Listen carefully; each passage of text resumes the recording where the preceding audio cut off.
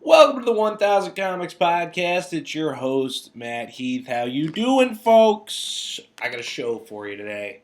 Mike Massaro's on the program. Oh, boy. I think you're going to enjoy it.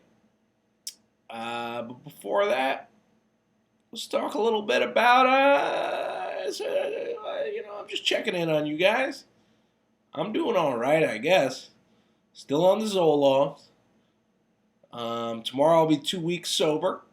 Life is good, I guess.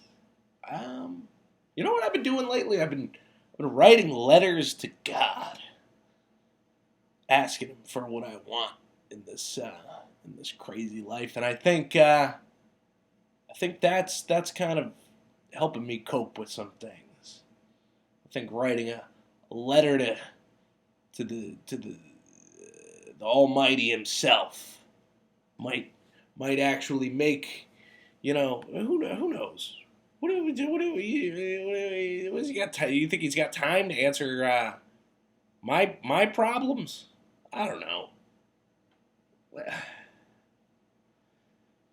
The 1000 Comics Podcast is looking for sponsors. But until then, sponsored by the Buddha. And this is your Buddhist wisdom for today. Take time to notice your thoughts. The moment you realize you are not being mindful, you are mindful. When you watch your mind, you become the observer and are no longer swept along by the continuous mental dialogue within. I guess I am. When I do my monologue, that's when I notice my thoughts, right? I'm actually thinking about what I'm saying, right? And the same thing with the writing letters to God. I think that goes perfectly, huh? I don't know. Who knows? Holy shit! This is a really philosophical intro for a great comic. So please enjoy. This interview I did with Mike Massaro.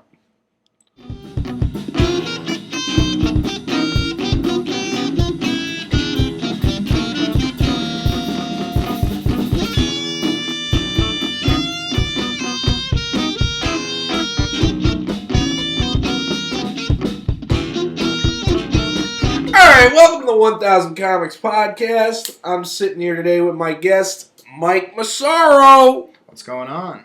How you doing, Matt? What's up, man? Not much. How you doing? Pretty good. Can't complain. It's been a busy weekend, but busy? Why has it been so busy? A couple shows, just like driving around a lot. I've made a lot of appointments to see people that I haven't seen in a while that I forgot about. So yeah. Where are your shows at this weekend? I had on Friday I was in Manchester, here actually at the Northwest Park. They had like a. It was like some sort of like town event, like the town put it on. It was like a fashion show or something like that. And Brooke Kelly asked me to come out and like do some time on that. And it was fun. It was a weird little audience. Like it was they had like a whole bunch of people there, a lot of kids. And it was that was kind of a funny thing to have to adjust for, But it was a good time. You clean up your act at all for that, or? I tried. I tried a little bit, but honestly, like cleaning up my act just ended up meaning that like I just changed a few shits to stuff, and that was yeah. I still said whore, which I did not get a great reaction from the parents. But I was like, look, there's been 2 comics on before me. Like you chose to keep your kids here.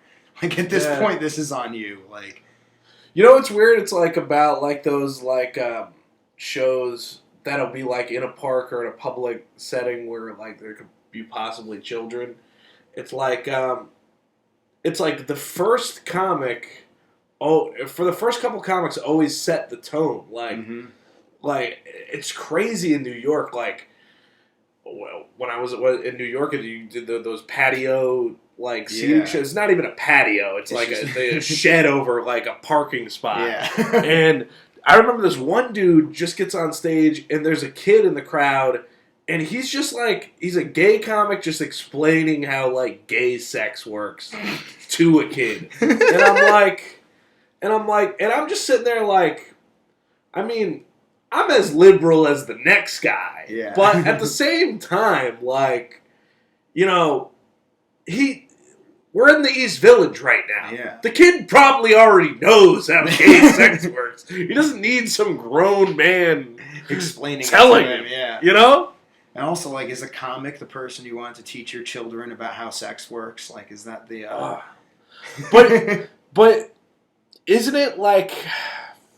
When we were kids, like, didn't we learn almost everything from television? 100%, yeah. Like, I mean, that, like, all. So I guess, like, a comedian, like, I guess a comedian's better than, you know, as good as at least he's there in person. You know, me and my dad never had the talk. No, never. You know what's funny? It was like the first time I even think I had anything close to the talk was like I'm nearly 30 years old. I'm going to New York for the summer, and my dad's like, he's like, I know nothing's going to stop you from having sex while you're down there. He's like, so just make sure you wear a condom, all right? And I'm like, I didn't even know what the fuck to say. Thanks, Dad. I never had we had a very brief talk, my dad and me and my brother. He just like sort of sat us down and was like, yeah, so sex is a thing you can do with a woman. Yeah. It's a lot of fun. Be careful. And then that was like the extent of the conversation. But at the same time, I'm pretty sure my dad was thinking, he's going to New York. Yeah. Well, that's where AIDS lives. AIDS lives in New York. You know? Oh, I had a buddy who he called me once, like we were in college, and he got the weirdest talk from his dad. He's like, yeah, my dad called me today, and he like his dad never calls him. It's just like, he's like, yeah, I've been watching the news a lot. Yeah. You seen all this stuff going on, don't rape anybody, okay? And he was like, yeah, Dad, I know. And he's like, okay, it's not okay, I guess. Like, and he was like, thanks, Dad. Like, I guess. Yeah. That was a weird conversation. Like, it was such a funny. He just called me about it, and I was like, that is an awkward phone call. How much longer? He's like, it was a 2.5-minute phone call, and that was it. Yeah. You know, I think there's a reason for that, and I think maybe, I don't know. You know what? I don't know even if I want to open this whole can of worms because it's like, I don't know, some of the stuff you just hear in the news, it's like, will make you just like think about some shit in a different way. True, like, yeah. Just because it's like fucking, but like, you know, just because somebody's saying something on the news doesn't mean like... This is now, yeah. I mean, like, that's not what makes it a problem, the fact that it's in the news, you know what I mean? Yeah. Well, yes, like, rape is already bad. Exactly. You know what I mean? So it's like... I don't need the New York Post to tell me that. Like, it's like... And the people that are giving you opinions about shit like that on the news aren't, like, the people that are being raped. No. Either. So usually they're the people doing it, like... Yeah, you get all sorts of convoluted shit from the news, for sure. That's why I only like to read the paper. You read the physical paper still? I read the paper. Did you not see me carrying the paper when I was... I did notice that. You carried in the paper. What paper are you reading? I read the Hartford Courant. Oh, wow. Local paper. Nice. I like... I used to like the New London Day. That's where I'm from. Mm-hmm. But Hartford Courant's just easier on the eyes. Yeah. Easier on the papers. Maybe I need a pair of reading glasses. What do you think? It comes with it. I don't know. I just hit 30, Mike. I'm just like, I don't know. Do I just get the glasses or what? Like, yeah, you just got to go to Job Lot and get a pair of those cheaters, you know? Just grab one from the rack at CVS. Yeah, exactly. Don't even fucking go to an optometrist or anything. Just fucking, like, give up. That's how old people buy glasses. My mom does that. She walks into she'll just come back with 3 new pairs of, like, leopard print cheater glasses, and they'll just be lying around my dad's desk. I'm like, why are you wearing women's glasses? He's like, because they're there. Like, I just can't see without them. And I was like, I never want to get to the point where I'm just picking up random pairs of glasses to be able to see. It's like, are you that blind that you're just going to walk around picking up women's glasses? Literally.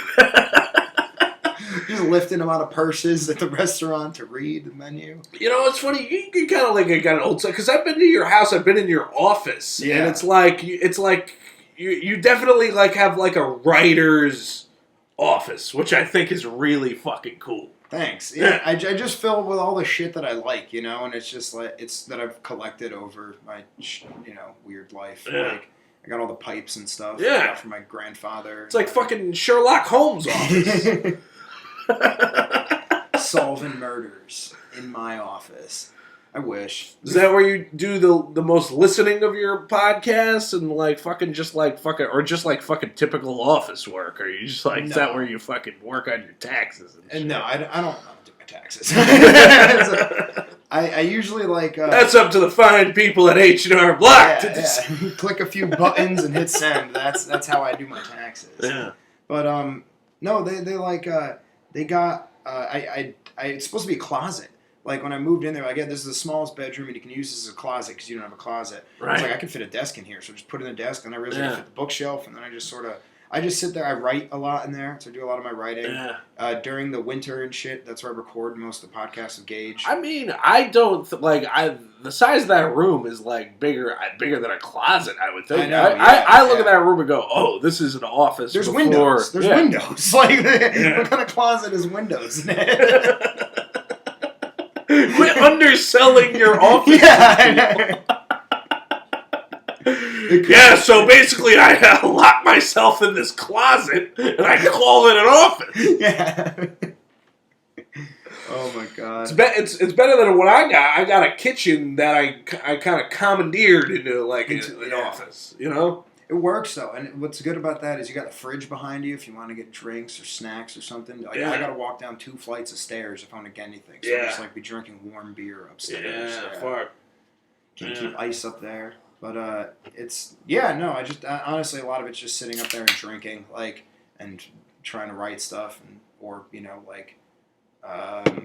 I was working from home, I was working up there. But then speaking of working on stuff from your place, I like that sketch you did with Cliff Mula and Emily Sierra, and you're both the parents. Yeah, the Cliff Mula, the doula one. Yeah, that was Cliff. Cliff came up to me and he was like, "Hey, I got this idea for a sketch I want to do. Can we do it at your house?" And I was like, "Yeah." And it was fun. We just sort of we were just talking about it. And it's a good time. Definitely. If you have not checked it out, check it out. It probably only took the day to film. I imagine everything was one take. I just am when I watch the sketches Cliff produces, I always I enjoy watching them because I'm that looks like a fun day on set. Oh, what? So we actually, know what I mean? There were a ton of takes, and we because Cliff's very he has a vision when he's doing stuff, so he'll do a bunch of different takes, doing it different ways. So we probably have another I think he said there's another 7 minutes probably of other scenes and shit that we filmed for that. Right. That just didn't make it into the final cut of stuff. Yeah. And it's it was so much fun. Just going through improving different lines and stuff. A few of the lines in there were just Yeah, so I think if you guys want to check out these sketches, I think they're on Cliff Mula TV on YouTube. Yep, you can check them out on YouTube. I have it pinned to my Instagram story. I think Cliff does on his Instagram page as well. So that's he's got a few of them up there. They're definitely cool to check out. And trying to work on another one. But back to your stand up. Yes. Yeah. This past weekend you did this outdoor show. What else? Yeah. What else did you do? And then yesterday I was up in Clinton, Mass. I did a show with Serenity Jones, Thick Chick Comedy. Busy guy. Yeah, I did Tease Liberty Tavern. It was a good time. There you go. Little redneck crowd. It was fun. It reminded me of the bars I like sort of in the town I grew up in. I grew up in East Haddam, which is a real hickey sort of town. There you go. Cash only bar, which you don't see a lot. Especially during the pandemic. I know. Yeah. All those places went away. Yeah. There was one diner in West Hartford that used to be cash only that switched over to cards. Yeah. And this is the first place I've been in a while. But you would think you don't want people passing around dirty money anymore. Why is no one hip to or not no one, but why are the places that are cash only still doing it? Because some of us don't want to be enslaved to the credit system, Matt. Some of us it's not the credit system though; it's the debit system. It gives the bank power. If we give them our money, we give them power. Oh, okay. Now I see what you're saying. I don't know if everyone's opposition. I think a lot of people, it's just you're like saying cash business. There's plenty of people out there that are like misers that keep all their money in a fucking mattress? Is that what you're telling me? Definitely not in my mattress. Because I have no money. But if I had money... being a chock full of nuts can in my backyard. I would aspire to have it be a bigger thing than a chock full of nuts can, but like I have $12 to my name at this point, so like I just put it in pennies and throw it in there. Yeah. I feel like those cash only bars are like they must like the reason they are cash only is they must have a lot of deadbeats coming in there not paying fucking tabs. I would imagine. I mean, there's 2 apartment complexes right behind the bar, and it seemed like people just switched from drinking outside of their apartment building in lawn chairs to just drinking in the bar. So when we got there, everyone was fucking It's like hammered. but now it's like a fucking Bates Motel. Like. Yeah. These people are just hangabouts that just like... Dude, I actually saw the movie Psycho for the first time in my life. Oh, yeah? About a week ago. That's a good one. And it scared the daylights out of me. It's a creepy movie. It's fucking scary. Yeah. And like I know, like it's weird because so like other people would be like laugh at me like fucking like oh you're like fucking scared of an old black and white movie. It's not. See, it's not about what you're fucking seeing. No. It's what's fucking unseen. Yeah. It's the fucking psychological implication that a man could fucking go from like a normal guy. Yep. And this is fucking name Norm. Yeah. Fucking and go from I'm seeing like what I'm seeing is not actually there. It's fucking in my brain, and like I don't know. There's a reason they fucking remade it and they made a whole fucking series about it, right? It reminds me of you ever watch It's Always Sunny? Yeah. You know the implication scene?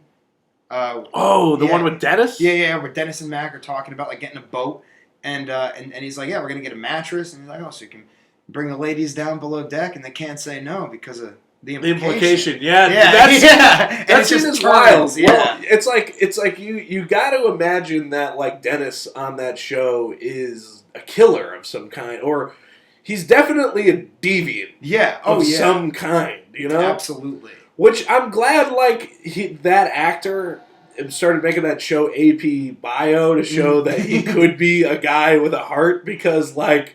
Fucking like he's starting to fucking scare me a little bit on fucking Sunny, you know? Because it's like it stops being funny at one point and it starts being like fucking like really starts making you think like what am I watching? You know, like but I think that's the whole fucking point of Sunny is like it's not your typical sitcom. You're fucking like you laugh, but then you go like, what the fuck did I just watch? Yeah, it's just these terrible people. Like, just like and you still like you're laughing at them, and then it dips. You just like what? Wait a minute. Like this is disorderly. Like this is totally dysfunctional. And that whole scene though, I remember I was watching some video about it. So Charlie and the guy who plays Mac, Rob McElhenney, they wrote that scene for Dennis's character. They approached him about it and like, hey, you got to do this, and he was like, no, like that. This is so fucked up. Like I don't want to do this, and they're like, you have to do this. Like this is hilarious. Like you realize this is hilarious, right? And they kind of just talked him into doing it. But really, yeah.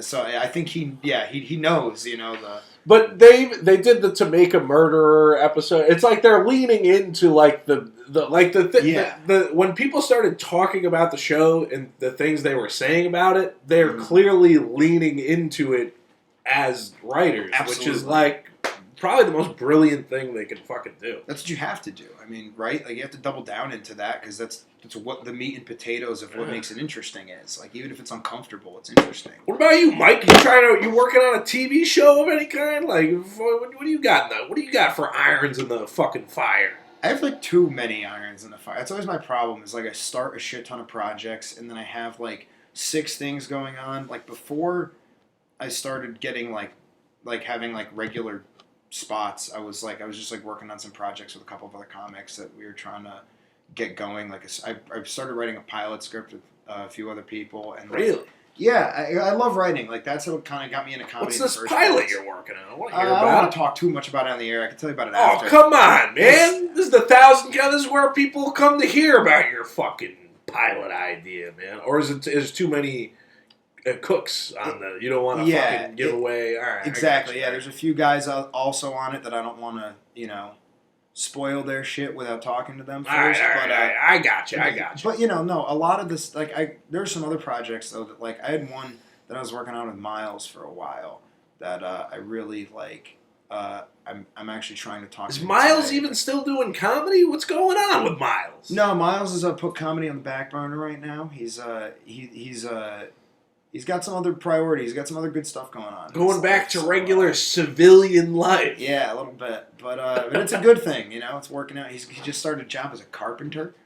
Really? Yeah, which is super interesting. It's mainly interesting because he's a religious dude. Like when he was on the podcast, we talked religion for quite a while, and now he's just following in Jesus's footsteps there. Oh yeah, the carpentry thing. He's been doing that, doing a lot of ministry stuff too with his church. So he's definitely getting more involved in that, which is making him really happy. So it's working out. Shout out to Miles, like doing the Lord's work.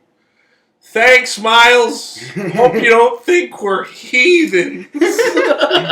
Sitting here on a Sunday, recording a comedy podcast 2 blocks away from a church. He's like, these boys, he's like somewhere else, like, these boys are so self-indulgent. I will pray for them. Yeah.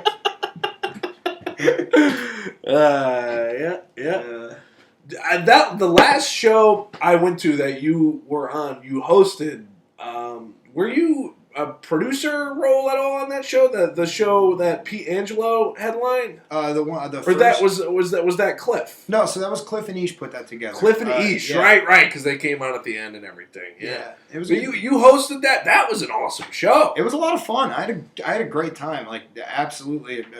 I'm super appreciative to Cliff and Ish for thinking of me to host that. Like, it was fun, man. It was a great crowd. Big crowd, great party at Cliff's afterwards. That's true, Come on, that was fun. You can't fucking do any better than that, Yeah. Good show, good after party, like perfect night, Yeah. I honestly that's like how it's definitely an elevated night of comedy where you're like there's a big crowd at the show, and then there was like a big party afterwards. It's just like, isn't that what we all want as comics? Absolutely, having a good time. Yeah, like that's what it's about. But I could have just as good of a time like sitting one-on-one doing a podcast. Yeah, definitely. Because I think that's the beauty of comedy, though. You're digging into sort of like when you're doing the one-on-one thing, you can really dig into sort of like more real shit and have fun with it. And remember when we were at the party? We spent like a good 2 minutes just sticking our fingers into a house fan. and then I was like, What are we doing? Yeah, right. What's going on here? This is just impulse run. And I wasn't even drinking. I had already quit drinking. You're totally sober. Well, I was just doing it because everybody else was doing it. The fun part of that for me was that's something I used to do as a kid all the time, and it was sort of just like a real, like, oh, I got to kill some time. Let me just stick my fingers in this fan here. Yeah, like it's and you keep doing it until somebody says, "What are you doing?" Yep, stop. Until my mom yells at me, tells me I'm going to break the fan. That was a classic one. Electronics like that break pretty easily too. Mm-hmm. Like, dude, my fucking DVD player broke yesterday. What kind of DVD player? Is it like an older one? Or it's probably one of the oldest things I have in this apartment because I got it in my apartment down in Florida. It's like a Sony, cheap Sony too. It's like the cheapest DVD player you get at Walmart. Damn. And it lasted about 4 or 5 years.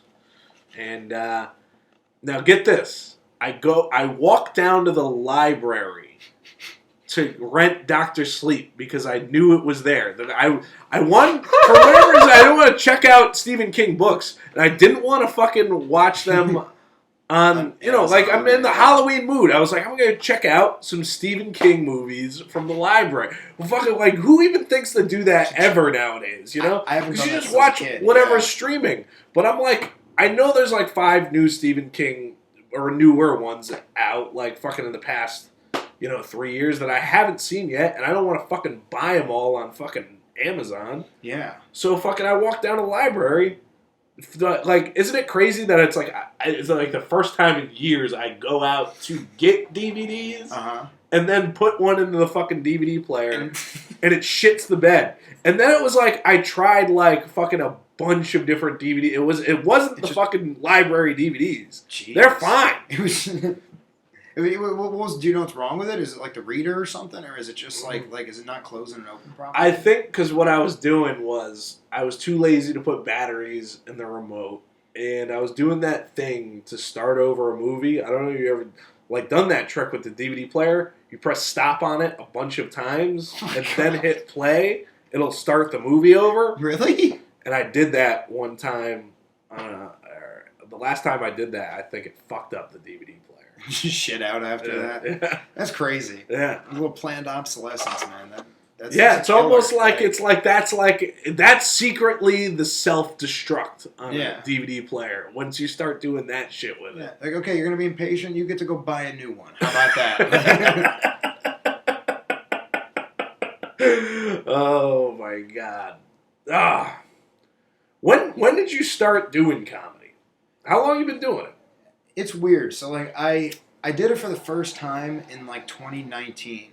Miles had been doing it, and I was driving him a little bit to go do it at one point when he didn't have a car. And I was just hanging out. I'd go to the Stress Factory with him sometimes after work because I wasn't doing anything.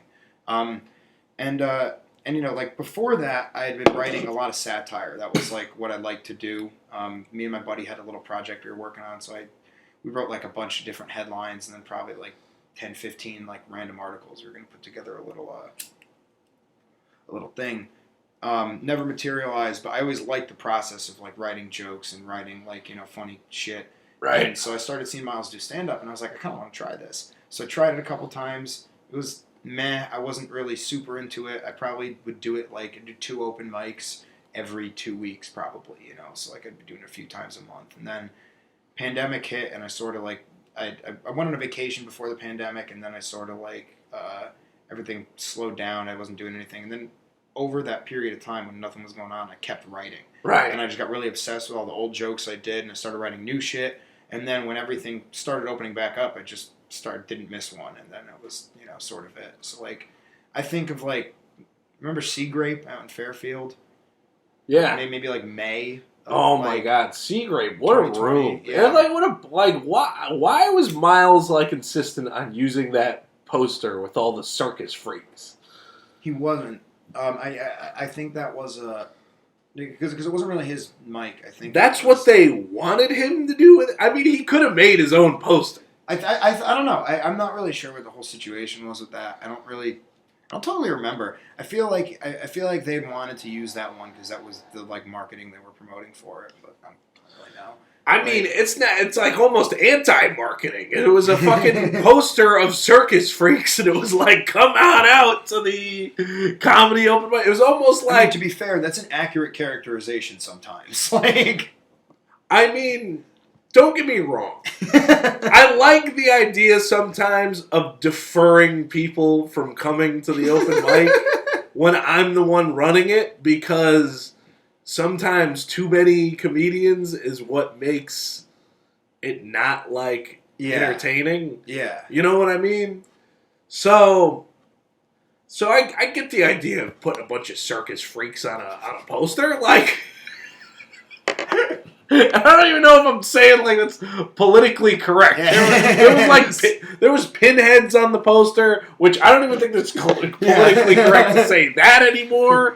So it was almost like the poster in itself was the discussion of it was taboo. It looked like the class picture from an asylum in the 60s. You're right, but you're the one that brought up Sea Grape, and I have not discussed it. I have not discussed it once on this podcast.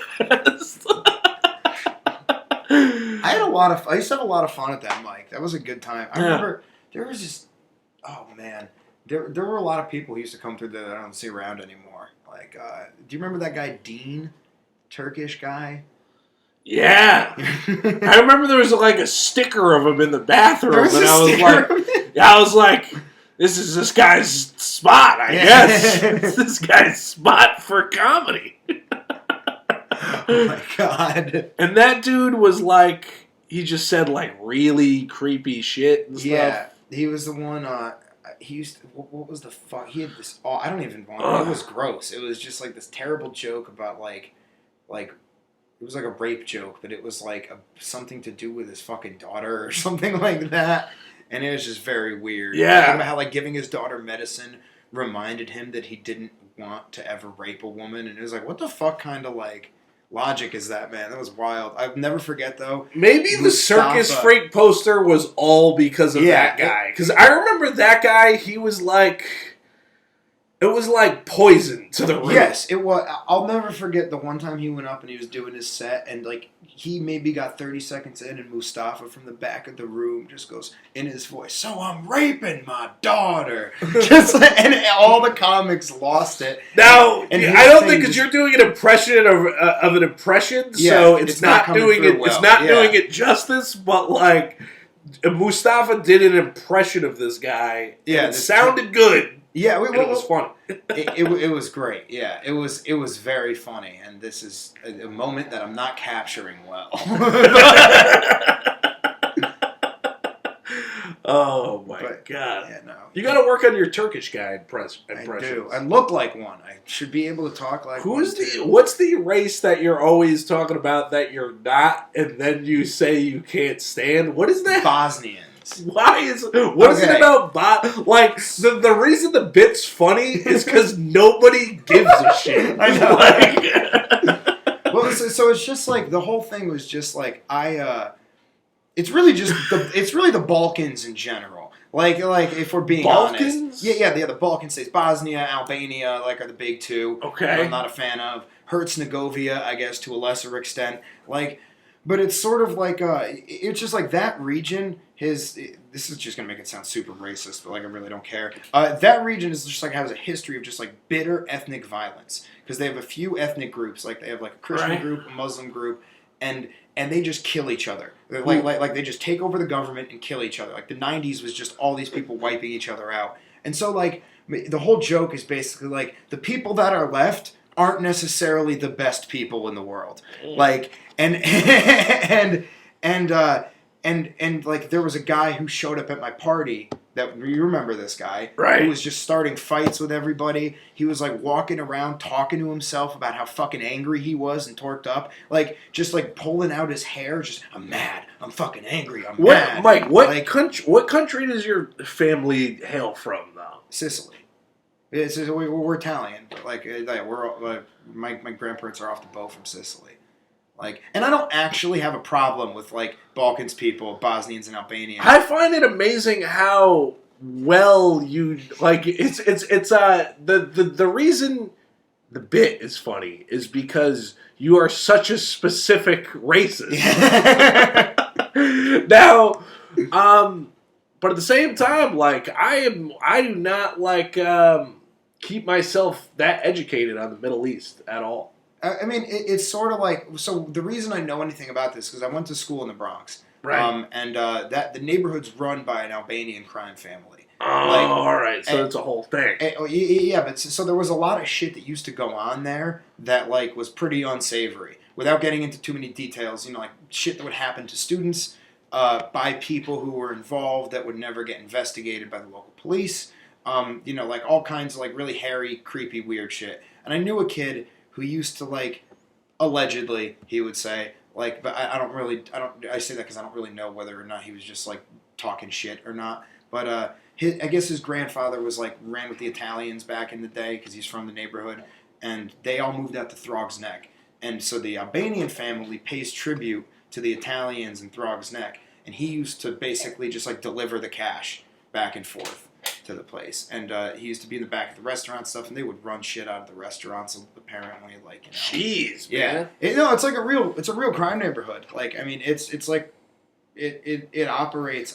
Mike, this doesn't worry you talking about this stuff on here. I'm nobody. It's not like it's like I only know this shit secondhand. It's not like I'm involved with any of it or I know it. I know one guy that I met because he was grilling hot dogs behind one of their family's bars. He's like a nephew of the family, and I was drunk, and we just got to talking, smoking cigarettes together, and we became like sort of friends. So we hung out every once in a while, like grabbed a drink or something. Yeah. And he didn't tell me any of this shit, but I just sort of like being around him. I sort of started to see some of the like things that my buddy had told me about, and I was like, okay, maybe this is like maybe he's not lying. And I don't know, it's like it's Arthur Avenue in Little Italy in the Bronx. You know what I mean? It's like if it's going to be going on anywhere, still, it's going on in the 48th precinct. Yeah. Yeah, I'm also very ignorant to like a lot of stuff that's happened in New York because I'm kind of from the sticks, bro. Yeah, me too. I only knew that because I went there. I lived there for a few years, like during school. But it was it was a fun neighborhood. I'll tell you this: I'm very ignorant to like crime families, stuff like that. Yeah. But I'll tell you one thing: I'm pretty sure every bar jukebox is owned by a mobster. Yeah. Because why wouldn't they just play their own music in there? You know what I mean? Every bar jukebox plays only Dean Martin and Frank Sinatra. That would be amazing if you were a jukebox salesman that went around only playing Italian American music. And then the owner's like, "Please, my clients, they don't like this music. They need something just a little better." He's like, "What? This isn't good enough for you? You got a problem with Frank?" Hey, Vito, this guy doesn't want music no more in his bar. There's some other good stuff on there. There's the whole Sopranos soundtrack. There's Journey a couple of times. Put on the Tarantella. They'll love it.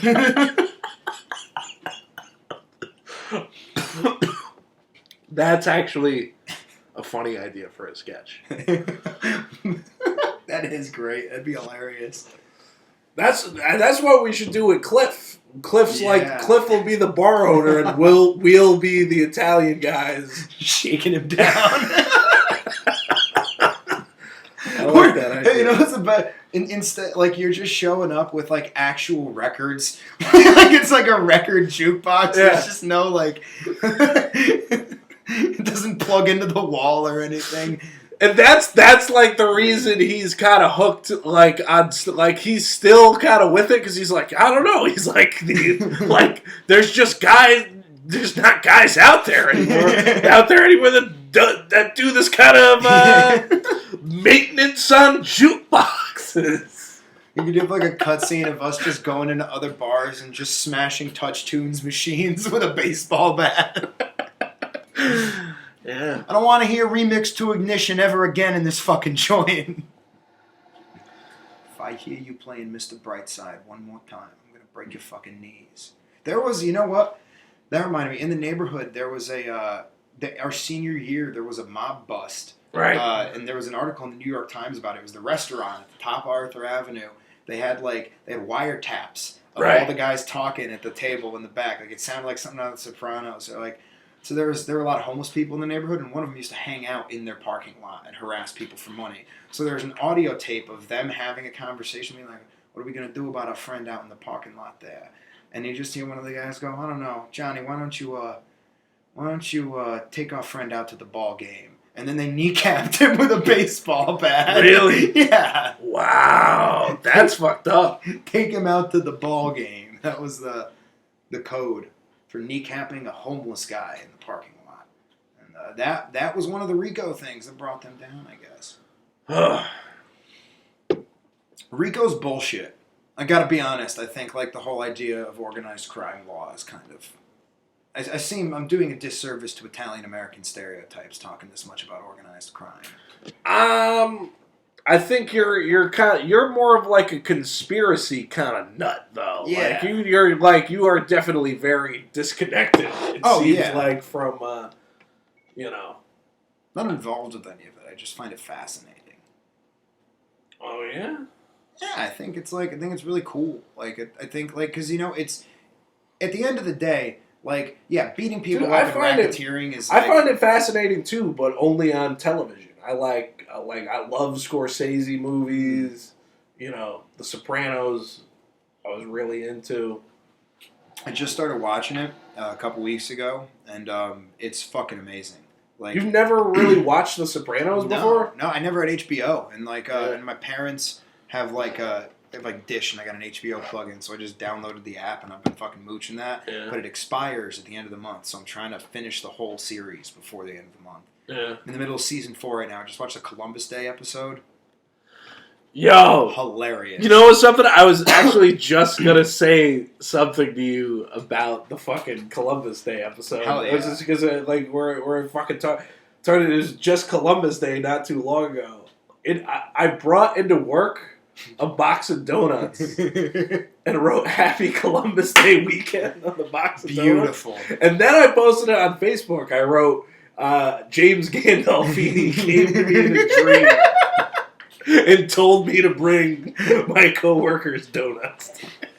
In this house, Columbus is a hero. I was on Sally's podcast on Columbus Day. We recorded it, and me and him did a whole thing back and forth of Guido, Christopher. Oh, I gotta check that out. Yeah, I think he said he's gonna clip it and release it. But you should check out that episode. Was fun. But here's the thing: I don't know. The women in the library and the other teachers they have the same sense of humor I have, but at the same time, I'm looking around. It's like, this whole library is decorated like Edgar Allan Poe, and now I'm just doing a bit for you. It's always so much fun when you're talking to comics and you especially what I love doing is watching another comic that I know who I've seen do a bit, having a conversation with someone and then working that bit into the conversation. I like watching it happen in real time. Because there's a ever so slight tone shift. You know what I mean? Yeah. And you know something though, I did teach the kids a lesson on Edgar Allan Poe. I had them read The Raven, and then when I wanted to do a little bio on him, I was like, holy shit, this guy was messed up. Sex with his 13-year-old cousin, and I guess he's Italian. Oh my god. But it's the reason that he's still to this day around Halloween, he invented American horror. Yeah, no, so it's what a horrific. He's probably burning in hell right now. He's such a weird dude. I love reading The Fall of the House of Usher. Right. I loved reading that. That was the first thing I think I ever read is when I was younger that I was like, holy fuck. What's going through this guy's head? Yeah. It's damn. I love Edgar Allan Poe. I always listen to Christopher Walken. It's fucked up though because you read his work and you're I love this. He's fucking the Woody Allen of the fucking 1800s. Yeah. You're it's I have to respect the work. Yeah, exactly. I have to respect the work. It's so it so outlives all the shittiness of him as a person. Yeah. Which, I don't know. I don't have trouble respecting an artist's stuff, even if they're a shitty person, because it's their stuff. You know what I mean? You're appreciating the art that came from whatever the fuck was going on with that person. Yeah. It doesn't mean you have to endorse their behavior, but yeah. I went to the drive-in last night. I saw the new Halloween and the new Candyman. How were they? Halloween was pretty good. Because it was a whole commentary on fucking Mike Myers is no longer going after teenagers. He's going after specific groups. What? He's I'm going after the cops. I'm going after the firefighters. like this gay couple that like fucking bought my house because they thought it was ironic that it, like fucking they're owning Mike Myers' house. Like it was great. It was actually like next week he's going after mothers against drunk driving. Dude, Lenny Clark was in it. Fucking really? You know the comic Lenny Clark? Yeah. Dude, I saw him live not too long ago. And you know something? Fucking it's great watching the evolution of Lenny Clark because he was really fat on that show Rescue Me. You ever watch that show? I did not. That was one of the ones that like one of my friends told me to watch 7 times. Great show. He's in it. Fucking like, and obviously helped his comedy career and everything. But the dude was like huge, man. Now, like he's still fat on posters and stuff, right? Yeah. Now, I go to see him live one day, and he's fucking dude. He's like as skinny as a rail. Like, he's skinnier than me. He's like fucking like, damn, looking more like you, Mike. Good skinny or bad skinny? Fucking, like, I don't know. I probably wouldn't want to see him with his shirt on. But all his jokes are about like how these fat women at Weight Watchers helped him lose all this weight. They must have hated him by the end of that. But the crazy thing is, like, in the audience, a bunch of angry fat people.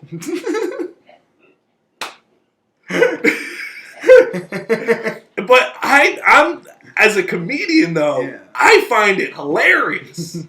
I'm looking at the angry fat people like Lenny Clark is a conceptual genius. I find this fucking funny. That's as fuck. amazing. Oh just because the audience is angry. Yeah. He's truly a comics comic. But now I'm at the drive-in, seeing him larger than life. He's fat again. And Mike Myers kills him. Oh my. Yeah. That's good. I'm going to have to watch that movie. Conceptually brilliant. That Lenny Clark. God. Fuck. Dude, but Candyman, did you see either of these? Nope, I've not. Now, Candyman, I don't know. It's weird because, like, I'm watching Jordan Peele's Twilight Zone, too. How is that? I really like it, but it's, like, weird. It's like Candyman is just like, it's just like fucking an extra half hour on one of fucking oh, really? Jordan Peele's Twilight. It's like, it's just the exact same style, like the exact same kind of acting, and I mean there was some genuinely creepy moments in it, but like, you know, it's funny. It's because like I like the idea of black actors being in the movie Candyman because they're so adamant that Candyman doesn't exist, and it makes you go, yeah, I don't really believe in Candyman either. But I'm not saying that shit in the mirror 5 times. You know what I mean? Dude, I still like, every once in a while, that Bloody Mary shit. Remember that from like being a kid? That's say it in the mirror and she'll appear or whatever. Yeah. Like, that pops into my head and I'm like, nope, I'm not doing it. Like, I'm too suspicious. Superstitious, that's the word I'm looking for. Yeah. I don't fuck around with that. My grandmother was in all that Italian Santeria shit. I can't fuck around with it. Scares me. Yeah. She used to like try to remove the evil eye from people and stuff. She'd have them coming over her house.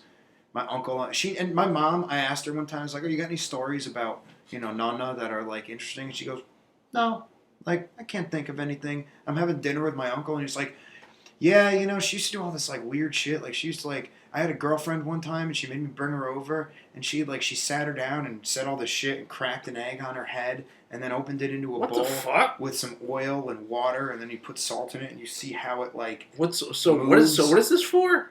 Some weird like Italian like backwoods Sicilian witchcraft shit. Like really? Like it's to read people for the evil eye basically, and to see if they have malocchio, and you can like rid them of it. And then this is some gypsies. Yeah, it's weird. And then they have them there's some like, I don't know. That might be Hispanic ignorant people. to say. A lot of people believe in the evil eye. I mean Greek people, Turkish people. I did some research on this because I was like trying to write a joke about it, and then like people in like Latin America and shit, they all like have different evil eye stuff. The Portuguese too. Like it's just you believe in the evil eye, Mike? Kinda. I believe. Like, what's your take on it? I mean, I think. What's your hot take on the evil eye? I think the idea of the evil eye is no different than like people who say like, oh, that guy gives me like a bad vibe. You know what I mean? Like, you know, you can just get a read on someone sometimes, and they're like, this guy's got something fucked going on, and he's up to no good. You know what I mean? It's like people like can give you that energy. You know what's weird though? I've always gotten a good vibe from you. Like, you're like the opposite of the evil eye. Thank you. Like, you know what I mean? Yeah. Because like, I know like I could go in and do a podcast. Well, it's like I don't have to fucking do any background research. Yeah. He's Mike Massaro. Nobody ever do any background research. I don't exist before 2017. You know, I know we could just bullshit for an hour and it's gonna be, you know, but no, really, is the evil eye? It's a thing. You think you've seen it out there? Yeah. Really? Yes. So I mean, think about it this way, right? Some guy like you're standing across the bar, and there's some dude who's like drunk, causing problems, and he's giving you that fucking stare. Right. You know what I mean? Like that's the evil eye. You know what I mean? He's putting bad energy into your head because you're thinking either A, what the fuck's this guy doing? Is he trying to start some shit? What's going on? You know, and that escalates evil. You know, so like it's sort of like it's just like a backwoods like sort of way to explain. You know, like the very. If you want my honest take on it, this is gonna sound so fucking weird. Like, you know, the law of nature. For all action, or for every action, there's an equal and opposite reaction. Right. That's how I feel. I think we're subject to that too with our energy, what we put out into the world. If you say some fucked up shit to somebody, sometimes, you know, whether that person's reaction is to internalize that and get all fucking in their own head and shitty on themselves, or to come at you and start shit and fight and, you know, like be aggressive, that's an equal and opposite reaction either way. And some people can choose to take that emotional energy and diffuse it in some healthy way. Right. But all that shit exists, that back and forth. And I think the evil eye is like a way of, you know, processing that, making sense of it. You know, because it's hard to attribute that sort of like logical pattern to human action sometimes. But yeah, no, I do believe in that. Like, I think like the evil eye, what you think of that is I refer to that as like fucking staring into the abyss. You know, like fucking like I feel like you ever like get on like a Stephen King kick where it's like, oh, or a certain horror writer, it's like you'll like gravitate towards that. Yeah. You know, or it's like I think that dude spends a lot of time staring into the abyss. That's why he comes up with ideas that are like. Fucking like in the movie It, fucking when the kid goes down into like the fucking like into the woodsy like sewer area, there's a little fucking sewer castle, and his father is like fucking like, come live with me, oh my God, down here, come live with me. You gotta be like, that dude spent some time just staring into the abyss. Yeah, you know what I mean? Yeah, no, absolutely, and I think that's like the supernatural element of it, right? Is that like you can sort of, if you have that sort of like darkness, you know, and you just spend so much time looking into that, you're gonna see shit coming out. Whether you're creating the pattern out of your own mind or you're tapping into some creepy shit, like something's gonna come out of that. But you know something? It's like Stephen King can use that to make like something creative and put it out into the world. Yeah. A lot of people can't do that, and that's why there is so much fucking horror in the world. Yeah, exactly. Because you know what I mean? People haven't found, or like, and a lot of times I feel like that's like circumstance shit. You know, like Stephen King had something happen in his life where he found writing, and he was like he found solace in writing for whatever the fuck goes on in his head, and he dug in, and that's how I feel about like a lot of us with comedy. Yeah. You know what I mean? Is like at least for me, like. Joking is how I process a lot of terrible shit. You know, like I'm very much a laugh at a funeral type person. So for me, like when shit's weird or idiosyncratic or even bad in my life, that's when I'm trying to look at it in a funny way to process it. And finding comedy has made that go from dark cynicism to like a joyful sort of, you know, like perspective shift. And I think having the creative outlet lets you do that because you're turning that badness into something good that you can take pride in. You know, so the thing about, like, King, though, is, like, and in one way he's, like, larger than life, but in another way he's just, like, fucking kind of, like, close to home. You know what I mean? Where it's like, so, like, that part where you're like, oh, the part that's so weird and creepy, it's like you know he wrote that just because he's trying to creep you out. Exactly. You know what I mean? Yeah, you know, he's just a drunk Maynard telling a story. Mm-hmm. Like, and I think that's part of the reason that I like him so much, too, is he's just, like, he's a real fucking guy that, like, you could meet at any fucking convenience store in New England. Like, but the thing that's interesting, like, it's just, like, I don't know if you ever read it, like, his, like memoir, like, that book that he did on writing. Yeah. Like, I didn't... So he's like... He told me about it, though. Whoa, we talked about Stephen King before? You mentioned this to me once, and I've been meaning to talk to you more about this. Yeah, this is good, yeah. Where it's like, he started as a writer by, like, putting Carrie out there. Like, he was an high school English teacher and wrote Carrie. Damn. Now, like... That, like, and he's like, I don't know, he, like, met his wife as, like, a high school English teacher, and, like, she was just a woman that, like, worked at Dunkin' Donuts. It's like, it's like such a simple story that's, like, now he's, like, the Santa Claus of Halloween. It's true. You know what I mean? Yeah, that's a good point. That's a good way of putting that. I like that, the Santa Claus of Halloween. No, he is. And that's what makes him so, I think, that's what makes his work, I think, so good, is you're not reading that and looking at, like, you know, oh my God, it's like Stephen King, the way you'd, like, look at, like, I don't know, like some of these writers whose, like, identities have become larger than their work itself, you know? Mm-hmm. His work is so fucking, like, just... Like, you read it, and that's the totality of what you're reading. And you think about his mind, sure, but not him as, like, a personality, I think, you know? Yeah. Like not him as like a what's the word for it? Like a figure, like an idol, like in that way. But then he becomes one because of that. And that's really cool. I don't know. The other thing, like, that, like, I feel about him is, like, fucking, like, he's got so much work. His body of work is so big that it's like, you know, like, you could spend, like, days just watching the movies based on his fucking work alone. So True. It's like fucking, like, I don't know. I don't think I could read every Stephen King book in a lifetime. Do you? I don't think I could. No. Yeah, I don't think I could do that. I know some people who were trying. Yeah, like my cousin. It's even hard to do it on fucking audiobook. Yeah. Oh my God, it's so much, like, there's so much rich, like, detail, and he's such a good writer. Yeah. God. Yeah, I might do. I don't know. I've done The Shining audio, the Dr. Sleep audio.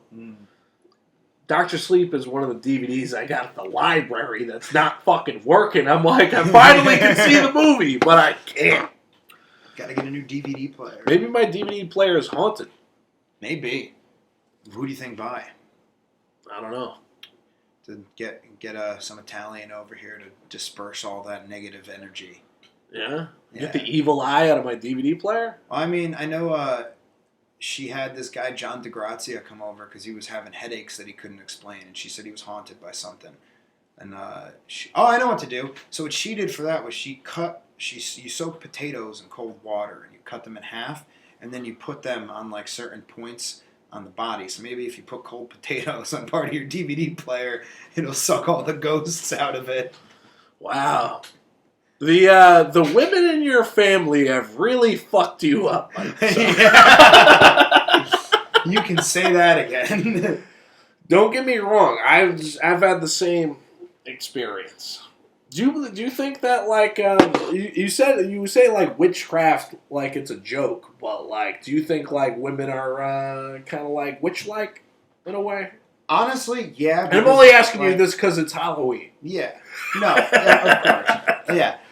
I think that women, a lot of them, a lot more than I thought, are like very convinced of their own connection to like nature. And I don't necessarily disagree with that. Like, as hippy-dippy as it sounds sometimes, and they say, like, you know, like their cycles are connected to the moon and the tides and shit, and, like, they bring life into the world. Like, I think there's something, like, the Earth is a living organism, and I think that every living organism on Earth sort of...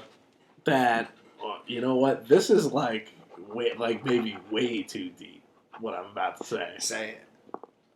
That women that can't bring life into this world...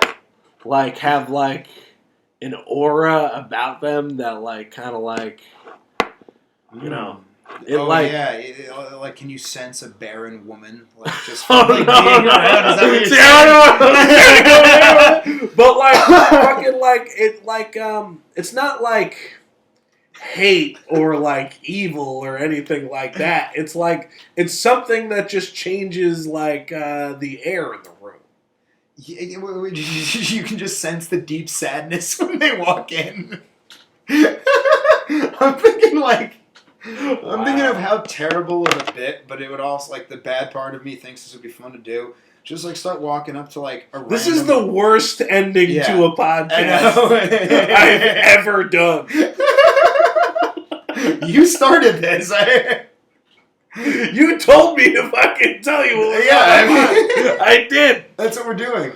No, but I feel like it would be funny in, like, a dark way to just, like, pick a random, like, woman every time. And you could even do it to a guy and just walk up and, like, put your hand on her at some point and be like, I sense your infertility. And then just walk away. Okay, you know what? Here's the thing, Mike. I don't hate women. All right, sensing a butt. Here's the thing. You know, I've never produced an all-woman show before, and I got the Ghostbuster, the Lady Ghostbuster comedy show coming out November 6th. This is a shameless plug now, but I actually have a point here. You know, West Hartford, 8 p.m. November 6th, Saturday. Be there. Don't be late. Don't be. I'll just be running. I'll just be running the raffle at this point because, just like give them the stage to be Ghostbusters because I don't know. Because you support women, man. That's why. But here's the thing. Like, here's the thing about these broads. Let me tell you. I think this is the main reason the female Ghostbusters movie didn't work out as well as, like, the original sequel, maybe. I don't know. Put it like that. It's just I think women aren't as excited about Ghostbusters. Maybe. They don't share the same enthusiasm for Ghostbusters. Ghostbuster activities. Women aren't about the Ghostbusting. That's too bad. It's too bad. Maybe. That's an interesting hypothesis. So, you got to see who buys tickets to the show. Well, the 30 tickets have sold so far, and there's some still available, so. Hell yeah. Get out there and buy those tickets. Thank you for helping me plug my show. I feel like I just needed help today, Mike. That's really why you needed to come over. You just needed to help me. I didn't realize that after episode 75 of a podcast, 76, that's where it starts. That's where it starts being work. Is that the point? Is that the tipping point? 76 hours in? Yeah. You can fly a plane and get tired of doing a podcast at 76 hours. Yeah. I feel like it's more than 70 hours to fly. Not that I think you were a boring guest at all. I appreciate or anything that. like that. I mean, you're fucking Mike, man. Fuck. I'm trying. It's more about what's, like, fucking going on with me. I'm having some issues, clearly. I hope not. It seems like you're doing okay. Like, you got the You got this show coming up. I'm excited for it. You sold 30 tickets already. Like, and here's where you know what, they might be enthusiastic about it, and I don't even know. I think it's just like maybe I don't know. I got the woman that plays Slimer to give them a shout out. Hell yeah. I think there's like mixed feelings about that. About a slime ghost. A woman that plays a sliming ghost. I don't know. I don't know why they would be less than thrilled to be involved in that.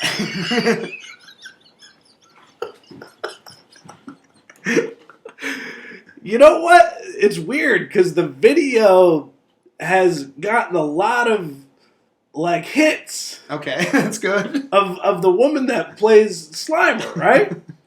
But like just very mixed like enthusiasm from the lady Ghostbuster. Oh, I gotta be honest, I don't know who that is. Like the woman who plays Slimer. I don't know who she is. So I mean maybe people haven't seen the female version of the Ghostbusters. Yeah, but it's it's her. But if you don't know who she, like, you know what I mean? You could be like, hey, this is this guy from the gas station. You know it's him. Like, but no, I mean, if it's getting hits. Are you telling me this woman on Cameo is ripping me off? She's not really Slimer? I'm not saying that at all. All I'm saying is I don't know who Slimer is. This woman's probably going to come kick your ass. Yeah, I know. She's like, I don't know who Mike Massaro is, but I've heard he's been talking shit. I'm talking mad shit right now. You know what? This is went from being one of the worst endings to being one of the best endings. The shame just pivoted onto me, and now we're good. Because, I don't know, I think the second year around in doing a Ghostbusters show, man, is... The first year you do it, you're like, yeah, it's the Ghostbusters. All right. You just do it the year two, you're like, what is this paganistic ritual we do with the Ghostbusters? What is this? What are the Ghostbusters? I wonder if, like, I mean, when is the show again? Dude, it's got to be paganistic. Look at this fucking... But hold on. Is it just a pentagram on the flyer? No. Where'd it go? It was like, now that the book has disappeared, this is even more eerie. I think the ghost in your DVD player stole the book. Oh, man. This is what happens when you fuck Oh, no, it's right here. It's right here. And this is a book of all the ghosts in Ghostbusters. What? Tobin's Spirit Guide. Yeah. Written by Dr. Ray. What's this guy a doctor in? Dr. Ray Stans, Dr. That's Dan Aykroyd's character. And that's... Okay. Oh, so this is... Okay, it's as if the Ghostbusters wrote it. This seems pretty pagan-y, I gotta be honest. I kind of want to, like, do some research at, like, one of those weird, like, bookstores. Well, you know the definition of pagan, right? It's just that you believe in spirits. Yeah. So... I don't know. Definition of pagans. I just don't know if Jesus is happy with the Ghostbusters comedy show. I feel like Jesus is fine with the Ghostbusters comedy show. I feel like he may not be fine with believing in ghosts. But I don't know. I can't speak for Jesus. I just look like him. But isn't that a part of it? If you're a Ghostbuster, you believe in ghosts, right? A real Ghostbuster, sure. But, like, I mean, none of us are doing paranormal activity over But none of the here, Ghostbusters are real Ghostbusters. Exactly. Not even the Ghostbusters. Yeah, because there's no In such fact, thing as ghosts. I think there's something funny about the Ghostbusters is you're not really sure what their equipment does at all. I was thinking about that, like, if I did, because you had said, like, yeah, come through in a costume. I was just thinking about getting, like, a fucking, like an exterminator's jumpsuit and a backpack leaf blower. And I was like, this is close enough. Like, backpack blower is, like, one of the most fun things ever. Yeah. Although I just got access to a backpack flamethrower, and I'm very excited to do something with that. It's one of those like gardening ones, so it's just a tank of like propane with like a nozzle attached to it that just shoots like a 10-foot. It doesn't shoot napalm, but it still could be a good time. Right. Yeah. Torch some weeds, some ghosts maybe. Maybe you need fire, burn down the house. You know, we're going over on this one, but like I don't know. What are you planning on doing after this, Mike? After this, I'm heading back to my place to go meet up with Miles. Yeah? Yeah, I'm meeting up with him and his girlfriend. I was gonna hit up the Funny Bone open mic. Oh, nice. It's at 3, right? Yeah. I might make it over there. You want to go over there? I got a show down in New Haven. Oh yeah, show tonight. So I got. And you also don't want to have to like wait around to maybe not exactly get picked to go up. Because the other thing, I went up last time, and I know she said last time that they were probably not going to be putting up the same people this time, so probably not going to go. But I don't know. I might. I got to see what time I get wrapped up with him, and then go from there. This is great content. Planning out my day. Yeah. No, I was just interested. Yeah, but I'm down in New Haven tonight, and so I got to leave Hartford around 5 to get down there for 6. Well, Mike, thanks so much for being on the Thanks show, for having sir. me on, Matt. It was a good time. It was a good time, and I think this honestly, I like episodes like this more, where it's just like two buddies just talking, shooting the shit. Yeah. Well, it's fucking. I've known you longer now than a lot of people. Sometimes you know the deal. Yeah. It's the 1000 Comics Podcast. Hell yeah! I'm excited to see the little cartoon of me. All right.